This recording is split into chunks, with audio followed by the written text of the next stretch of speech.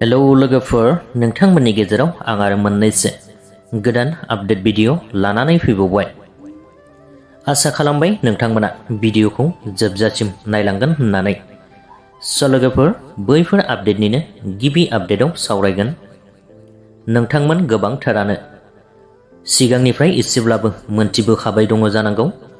बर'नि गिबिसिन आबुं बर' सावथुन आलायारन, बे आलायारन सावथुनखौ दायो फैबाय थानाय डिसेम्बर दाननि 10 खालार खालि क'क्राझार बड'फा कालचारेल कमप्लेक्सआव रि-प्रिमियार श'नि थाखाय थाम-थिम खालामनाय जाबाय होननानै दिहुनगिरि बिथांमोननिफ्राय मोनथिनो मोननाय जादों।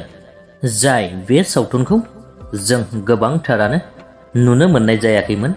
बे बर'नि गिबिसिन आबुं बर' सावथुन आलायारनखौ दायो नुनो मोनफिनसिगोन आरोना।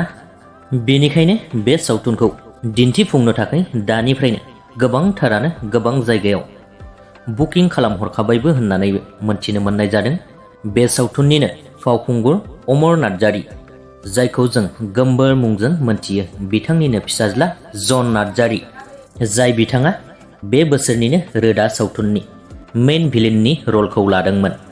बे जन नार्जारी बिथाङा गावनि अफिसियेल पेजनि गेजेरजों मोनसे पस्ट खालामनानै फोरमायहरनाय बादिब्ला दासिमाव 500निबो बांसिन बुकिं जाखाबाय होननानै मोनथिनो मोननाय जादों। जायफोर नोंथांमोना बे सावथुनखौ गोबाव समनिफ्रायनो नायनो थाखाय नेनानै दंमोन, नोंथांमोनाबो बयबो नैबे होखानाय नाम्बाराव फन खालामनानै जायगा जायगा दिन्थिनो थाखाय बुकिं खालामहरनो हासिगोन। नेक्स्ट आपडेटआव सावरायगोन लोगोफोर। नोंथांमोना बावैसो ससियेल मिडियायाव खौरां बिजोंफोरनि गेजेरजों मोनथिबाय जानांगौ खायसेया। बांसिनजोंनो सिनायजानाय एक्स NDFB लोगोसेनो इउटुबार बिथां अफ्रि दैमारि बिथांखौ थिकादारनिफ्राय 40 लाख रां दाबिनायनि अजदआव पुलिसआ खाबाय होननानै खौरांनिफ्राय मोनथिनो मोननाय जादों। नाथाय गुबै जाहोना मा, बेखौ उननि आपडेटआव मोनथिनो थाखाय नोंथांमोना नेनानै थाथ'दो। दासिम बिथांखौ पुलिसआ खाबाय होननानै खौरां मोननाय जादों आरोना। लोगोफोर, बेजों लोगोसेनो दिनैनि बे सुंद' आपडेटनि भिडिअआबो बेखिनियानोमोन।